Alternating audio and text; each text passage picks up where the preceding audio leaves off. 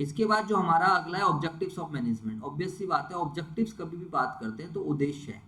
Objectives का मतलब है उद्देश्य। कोई व्यक्ति मैनेज क्यों करेगा, व्हाई एक ऑर्गेनाइजेशन नीड्स मैनेजमेंट, एक ऑर्गेनाइजेशन मैनेजमेंट क्यों करेगी, तो सीधी सी बात है, देयर आर सर्टेन ऑब्जेक्टिव्स होते हैं जिसके लिए एक ऑर्गेनाइजेशन काम करती है। एक चीज आप सभी बच्चे ध्यान रखना, आपकी भी लाइफ का कुछ ऑब्जेक्टिव है, और मैंने आपको ये बात पहले भी बता रखी है, अगर किसी व्यक्ति का कोई ऑब्जेक्टिव ही नहीं है तो उसे किसी भी मैनेजमेंट की आवश्यकता नहीं है। सीधी सी बात आप ध्यान रखना, उसे कुछ नहीं करना, बस खाना पीना उसको मिल रहा है, ठीक है, नहीं मिल रहा आपने देखा होगा, ऐसे लोग हैं जो रोड पे पड़े रहते हैं, कोई दिक्कत नहीं है जो चल रहा है। बट अगर हमें अपनी ऑर्गेनाइजेशन को अच्छे लेवल पे लेके जाना है तो वी हैव टू, एक ऑर्गेनाइजेशन के सर्टेन ऑब्जेक्टिव्स होते हैं। तो ऑब्जेक्टिव्स अगर हम बात करते हैं, इसको मैनेजमेंट के सेंस में कनेक्ट करें, भाई मैनेजमेंट, मैनेजमेंट तो ना ऑर्गेनाइजेशन के ऑब्जेक्टिव के पीछे पीछे चलेगा, ध्यान रखना। मैनेजमेंट तो इंजन की तरह काम करेगा, ऑर्गेनाइजेशन का ऑब्जेक्टिव है, बट उस ऑब्जेक्टिव को अचीव कौन कराएगा, जल्दी से बताओ, किसके थ्रू ऑर्गेनाइजेशन के ऑब्जेक्टिव अचीव होने वाले हैं, मैनेजमेंट के थ्रू। जवाब दो भाई। आपका ऑब्जेक्टिव है यस चार्टर्ड सर। अकाउंटेंट बनना, नाउ यस नाउ सर। आपका गोल है चार्टर्ड अकाउंटेंट बनना। अब आप कैसे बन जाओगे चार्टर्ड अकाउंटेंट, नहीं रोज कह रहे हो सुबह उठ के सीए बनना, सीए बनना, सीए बनना, अबे भाई सीए कैसे बनोगे ये बताओ ना, ऐसे थोड़ी बन जाओगे, बोलने से थोड़ी we are going to become a chartered accountant. We are going to become a chartered accountant, yes this is our goal. But इस गोल को जो इंजन लगा के जो धक्का मार के आगे लेके जाएगा, what is that, that is the management. We have to manage our time, we have to manage our schedule in such a way, yeah, which are necessary for becoming a chartered accountant. Like we have to complete our classes, we have to devote our timings for self studies, we have to do practice by writing. तो ऐसे हमारी एक organisation का objective है, तो उस organisation का objective को हम लोग कैसे अचीव करेंगे, जल्दी से बताओ सारे बच्चे। सर पहले बता दीजिए ना हमारी तो अच्छा एक बार बताओ, ऑर्गेनाइजेशन के ऑब्जेक्टिव को कौन धक्का मारेगा, बताओ किसके थ्रू ऑर्गेनाइजेशन के ऑब्जेक्टिव अचीव होंगे, जल्दी से बताइए। मैनेजमेंट। विदाउट मैनेजमेंट कोई भी ऑर्गेनाइजेशन अपने ऑब्जेक्टिव को अचीव नहीं कर। जैसे मैंने नैक का एग्जांपल दिया कि हमारे कॉलेज का टारगेट है कि सर जी हमें क्या चाहिए बताओ, हमें ए प्लस प्लस चाहिए, क्या चाहिए हमें ए प्लस, तो ये हमारा एक ऑब्जेक्टिव हो गया।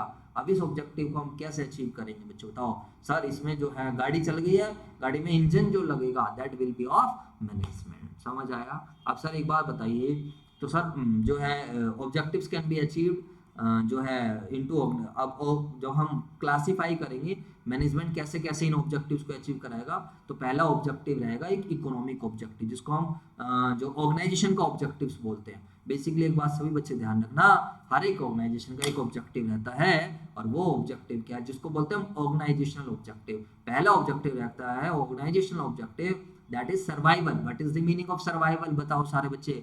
अरे मेरे दोस्तों, सर्वाइवल का मतलब होता है सर्वाइव करना, जीवित रहना।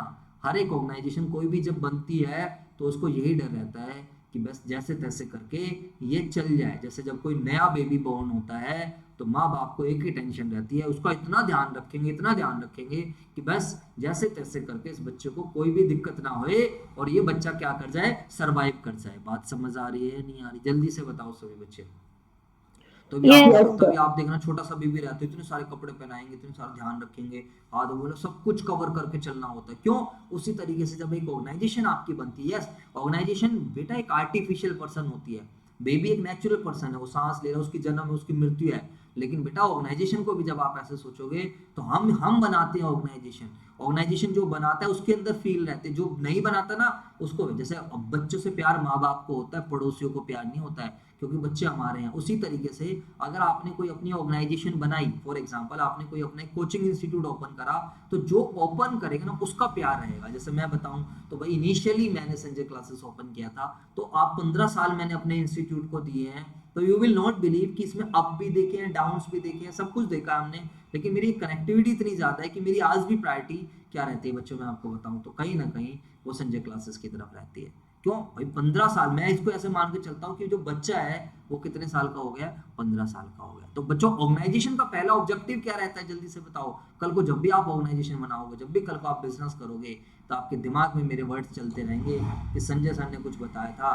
तो सबसे पहला ऑब्जेक्टिव क्या रहता है, सर्वाइवल। व्हाट इज सर्वाइवल, हम इसको जैसे तैसे करके चला लें। और बताइए ऑर्गेनाइजेशन सर्वाइव कैसे करेगी, सर्वाइव तभी कर पाएगी बच्चों जब आपके रेवेन्यू जब आपके रेवेन्यू कॉस्ट को कवर करते रहे। समझ में आई बात या नहीं आई?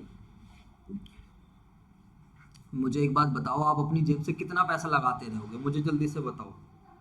क्या हम अपनी जेब से पैसा लगाते रहेंगे?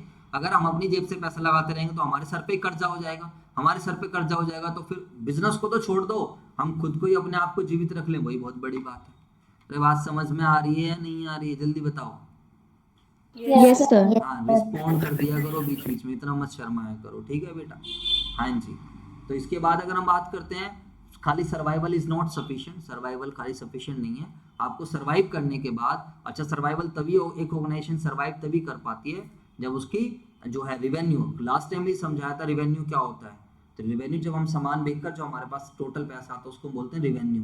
जैसे मान लो मैं 1000 बच्चे पढ़ा रहा हूँ, मेरे पास 500 रुपये आ रहे हैं, तो 5 लाख रुपए टोटल रेवेन्यू हो गया है। अब मेरी कॉस्ट भी 5 लाख तक की है तो चलो चल जाएगा, लेकिन मेरी हर महीने की कॉस्ट ही 10 लाख की आ रही है, 6 लाख की आ रही है, 8 लाख की आ रही है, तो मैं कब तक चला पाऊंगा उसको? अगर मैं हर महीने लॉस में जाऊंगा, हर महीने में घाटे में जाऊंगा, तो फिर बच्चों ध्यान रखना, बिजनेस की सर्वाइवल पे क्या आ जाएगा? क्वेश्चन मार्क आ जाएगा, और बिजनेस की सर्वाइवल पॉसिबल नहीं होगा। बात समझ आई है नहीं है? जल्दी से बताओ फटाफट। Yes sir. सर जी बिल्कुल क्लियर बात है जी, मजा आ गया, कोई दिक्कत ही नहीं है सर। आगे चलते हैं। और सेकंड ऑब्जेक्टिव रहता है ऑर्गेनाइजेशन ऑफ प्रॉफिट कमाना। खाली खाली सर्वाइव नहीं करना है, सर्वाइव के साथ साथ we have to earn profit, क्योंकि जब प्रॉफिट होएगा तभी हमारा इंटरेस्ट बना रहेगा। अब वरना तो हम एफर्ट्स कर रहे हैं, मेहनत कर रहे हैं, दिन रात एक कर रहे हैं, कुछ मिल ही नहीं रहा, हम एट पार चल रहे हैं। एट पार का मतलब 10 रुपये कमाए, 10 का ही खर्चा हो गया, बचा कुछ भी नहीं। तो उस बिजनेस में फिर मोटिवेशन नहीं बचने वाली है। And what is growth? इसके बाद एवरी ऑर्गेनाइजेशन चाहती है कि वो क्या करे? ग्रो करे। ग्रो का मतलब क्या है? कि वो अपने आप को स्प्रेड करे, अपने आप को बढ़ाए। अभी एक ब्रांच है, फिर दूसरी ब्रांच हो, फिर तीसरी ब्रांच हो, फिर चौथी ब्रांच हो, फिर पांचवी, इस तरीके से हर एक ऑर्गेनाइजेशन चाहती है। समझ में आ गई बात या नहीं आ गई बच्चों? बताओ। और सर ये सब चीजें कब हो पाएंगी? जल्दी से बताओ। ये सब चीजें तभी पॉसिबल हो पाएंगी जब बच्चों, मेरे बच्चों, जब आप क्या करोगे? When you will follow the management. समझ में आ गई बात या नहीं आई? क्या आपको लग रहा है विदाउट मैनेजमेंट कोई भी ऑर्गेनाइजेशन सरवाइव कर पाएगी, या फिर ग्रोथ कर पाएगी, या फिर क्या बोलते हैं प्रॉफिट कर पाएगी? जल्दी से बताओ। आई होप आप नो लोग को सर। इस टाइम रियलाइज हो चुका होगा। इस टाइम आपको मेरे 2-3 लेक्चर्स के बाद रियलाइज हो चुका होगा कि sir everything is management. Without management even you will not believe survival possible नहीं है। मैं आज का एग्जांपल दे रहा हूँ, पड़ोस में किसी का सिलेंडर खत्म हो गया और मेरे पास आए सर, मम्मी को बोल के, मम्मी कह रही यार चल, मैंने भी ना अपने सेंटर पे रखा हुआ है सिलेंडर वगैरह, अपना किचन विचन प्रॉपर तरीके से, क्योंकि मेरा मोस्टली टाइम यहीं पे रहता हूँ मैं, खाना पीना पड़ना, घर मेरा पास में ही है, खाना वाना ले आता हूँ और अपना मोस्टली टाइम यहीं पे रहता हूँ। चाय वाय बनानी होती हो तो वो कह रहे भैया आप बुक कर दो प्लीज़ ये वो। अब मुझे एक बात बताओ, उनका सुबह का आज का पूरा दिन, अब शाम तक सिलेंडर आ गया तो ठीक है, वरना हो गया। उन मम्मी ने मेरे को बताया, मम्मी ने बोला कि कल ये एक गैस लेकर आए थे बाहर से, जो प्राइवेट खरीद के लाए थे, 100 रुपए की लेकर आए, खत्म हो गई वो, एक दिन में खत्म हो गई। तो that it simply indicates that sir हमारी लाइफ में क्या है? प्रॉपर मैनेजमेंट नहीं है। समझ में आया? तो ऑर्गेनाइजेशन के गोल तो इतने बड़े बड़े हैं, करोड़ों की सेल करनी, ये करना, मैनेजमेंट की जब बात आती है कुछ नहीं। अब मान लीजिए बहुत सारे ऐसे कॉलेज है, क्यों नहीं रेटिंग मिलती है अच्छी? ऑब्वियस सी बात है, खाली सोचने से कुछ नहीं होने वाला है। ध्यान रखना, क्या करना है? मैनेजमेंट। आप में से तुम्हें क्या लग रहा है, यहाँ बच्चे बैठे हुए हैं, तुम खुद देख लो, मैंने पिछली क्लास में एग्जांपल दिया कि मैं क्या बोल सकता हूँ, आपका अपनी लाइफ पे कितना कंट्रोल है। आप लोग अपने कंफर्ट जोन को नहीं छोड़ पा रहे, आपको लग रहा है कि पता नहीं क्या हो जाएगा, सर देख लेंगे, मेरा फेस चला जाएगा, ये है वो है। तो तुम्हें क्या लग रहा है कि एक भी बच्चा स्क्रीन पर नहीं आया, या तो मैं ये कह सकता हूँ मैं बेकार पढ़ा रहा हूँ, जो कि जिसके 99% चांसेस है, बिल्कुल गलत बात है सर, ऐसा तो है ही नहीं, लेकिन यस क्या है, 99% ये बात श्योर है, आप में से मोस्ट ऑफ द स्टूडेंट्स अभी तक अपने आप को चेंज करने की पोजीशन में नहीं ला पाए। और जब चेंज ही नहीं ला पाओगे तो बच्चों माइंड मत करना, मेरी बातें आपको बुरी लग सकती हैं, मैं सीरियसली बता रहा हूँ, जब चेंज नहीं ला पाओगे तो बच्चों लाइफ में कामयाबी होने की प्रोबेबिलिटी भी उतनी क्या हो जाएगी? कम हो जाएगी। समझ आ गया नहीं आ गया? तो सबसे पहले कंफर्ट जोन, अभी आधे बच्चे तो मोबाइल चला रखा, पता नहीं कहाँ कहाँ, कहीं कोई लेटा होगा, कोई घूम रहा होगा, कोई मौज मस्ती कर रहा होगा। अटेंडेंस तो पहले ही बता दूं, मैं वैसे अटेंडेंस दे देता। अटेंडेंस के लिए मत पढ़ो, लाइफ में ध्यान रखना, पढ़ो इसलिए कि लाइफ में कुछ वैल्यू एडिशन हो सके। सोशल ऑब्जेक्टिव्स, अच्छा sir, apart from organization objective there are certain social objectives also. हमें सब कुछ सोसाइटी से मिलता है, we gets everything from the society, तो इट इज अवर रिस्पॉन्सिबिलिटी कि हम सोसाइटी को अपॉर्चुनिटी जनरेट कराएं, सोसाइटीज़ को, हम लोगों को एम्प्लॉयमेंट दे, अच्छी क्वालिटी के प्रोडक्ट बनाए, अपने स्वार्थ के बारे में ना सोचें, खाली ऐसा ना करें बस मेरी जेब में फ़ायदा होता रहे, मेरे को प्रॉफिट होता रहे, ऐसा ना हो। समझ में आया नहीं है? कुछ कुछ लोग इतने बेकार होते हैं, मैं क्या ही बताऊं। दिवाली आएगी अभी, आप देखना, you will not believe, Diwali के टाइम जो भाई साहब वो अनएथिकल, उनके पास रिसोर्सेज नहीं है, इनपुट्स नहीं है सेल करने के लिए, प्रॉफिट कमाने के लिए, पैसा कमाने के लिए, वो क्या करते हैं, मिलावटी सामान बेचते हैं, लोगों की जान तक से खेल जाते हैं। बताओ, देर आर सर्टेन ऐसे ऐसे लोग भी हैं, मैं क्या ही बताऊं बच्चों। बताओ, तो दैट मीन्स कहीं अब क्या ही कर सकते हैं, सोसाइटी इस तरीके की है। तो बट बच्चों, जब आप बिजनेस करोगे तो आपको अपने सोशल ऑब्जेक्टिव्स को भी ध्यान रखना है। इस मामले में रतन टाटा जी बहुत ही बढ़िया हैं, जो कि अपने सोशल ऑब्जेक्टिव्स को बहुत अच्छे से पूरा करते हैं, बहुत बढ़िया अच्छे लेवल पे करते हैं। कितने सारे ट्रस्ट खोल रखे हैं, कितने सारे हॉस्पिटल्स, कितने सारे स्कूल कॉलेज वगैरह, लाइब्रेरीज वगैरह, आप देखोगे 1500 करोड़ रुपए तो उन्होंने भाई साहब उसमें डोनेट किए थे, prime minister national relief fund के अंदर, जो है इसमें कोविड के दौरान। तो एनवायरनमेंट को प्रोटेक्ट करना, यू विल नॉट बिलीव, मैं कई मैडम खोल रहा हूँ, एक मिनट आप देखना, मैं जैसे कई बार ब्लॉगिंग वगैरह भी करता हूँ, आपको ऐसा लग रहा होगा कि सर ना जो है, नहीं बेटा, जो मेरी नेचर है ना, मैं वो नेचर आपको बता के चल रहा हूँ। मुझे बहुत गंदा लगता है जब लोग क्या करते हैं कि भाई कूड़ा जला रहे हैं बच्चे। बताओ, मैं क्या ही बताऊँ आप लोगों को, पढ़े लिखे लोग रहते हैं, पूरी गवर्नमेंट जॉब कर ली, सब कुछ है, कूड़ा इकट्ठा हो गया और माचिस की दे थिंक दैट कि अगर हम इसको डिस्ट्रॉय कर देंगे, आग लगा देंगे तो खत्म हो जाएगा। बट वो ये नहीं जानते हैं कि वो एनवायरनमेंट को कितना ज़्यादा क्या कर रहे हैं, नुकसान पहुंचा रहे हैं। तो यहाँ पर आपको ऐसे सोचना है कि जब आप अपनी ऑर्गेनाइजेशन चला रहे हो, आप अपने प्रॉफिट्स के साथ साथ ये भी सोचोगे कि भाई मेरा जो वेस्ट है, मेरी एंटिटी का जो वेस्ट है, वो लोगों को नुकसान तो नहीं पहुंचा रहा। इसी वजह से जो इंडस्ट्रीज वगैरह हैं वो नरेला की तरफ शिफ्ट कर दिया है, दिल्ली से हटा दिए हैं, आप लोगों को ये पता होगा। समझ आया? तो हमें इस कंट्री को भी एक अपनी कंट्री मानकर चलना है। आई होप सभी बच्चों को मेरी बात समझ आ गई होगी। एंड इसके बाद क्या है मेरे दोस्तों, personal objective. What is personal objectives?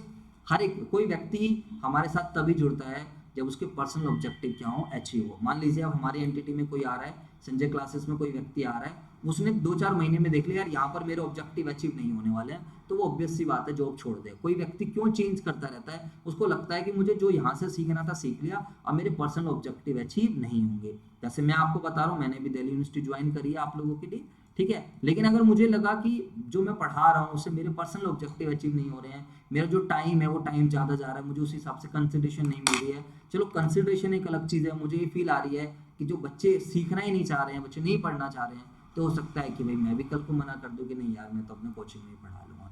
समझ में आ गया नहीं आ गया? तो sir what is personal objective? Competitive salary देना, कॉम्पिटिटिव सैलरी देना एम्प्लॉइज़ को जितना वो डिजर्व करता है। अगर उसको उतनी सैलरी नहीं मिलेगी तो भी वो छोड़कर चला जाए, क्योंकि सारी चीज़ें पैसों से ही पूरी होती है। Giving recognition to employ. What is recognition? एक स्टेटस देना, एक सिंबल देना।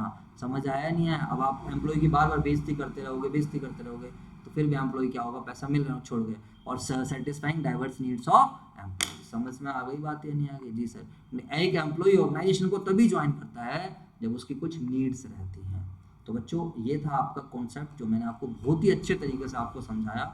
मुझे नहीं लगता कि आप इसको कभी भूलोगे और घर पे जाके पढ़ लो। और ध्यान रखना बेटा, मेरी क्लास में कॉपी नहीं मिली आप लोगों की, आपके नोट्स वगैरह नहीं मिले, फिर देखना मैं क्लास में क्या सुनाऊंगा। अभी तो आप ऑनलाइन नहीं आ रहे हो, नो प्रॉब्लम, कोई दिक्कत नहीं है। मैं उस टाइम आप लोगों को फिर तुम्हारा जो है बैंड बजाऊंगा मैं, ध्यान रखना। अभी हम अटेंडेंस ले लेते हैं सही।